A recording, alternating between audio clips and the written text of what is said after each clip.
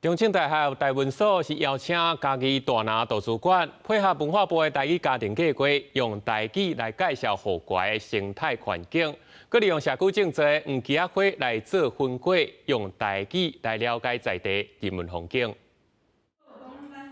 上课的老师用台语一边绍介黄芪这项在地产业，一边教大家安怎做，甲参黄芪的种大豆来吸做粉果。中正大学台文所邀请家己馆大拿图书馆举办台语家庭课程，要让台语的学习会当活进在地生活。自然同活泼学习的方式，行入去社区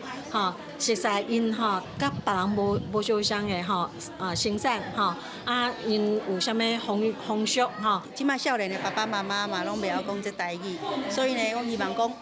甲这么水的语言，一定爱甲伊这个文化甲伊保留落来，甲伊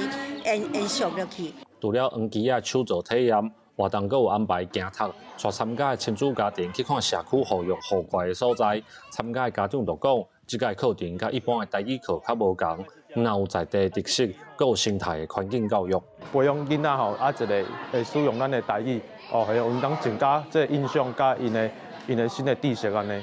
透过实地手作实地去看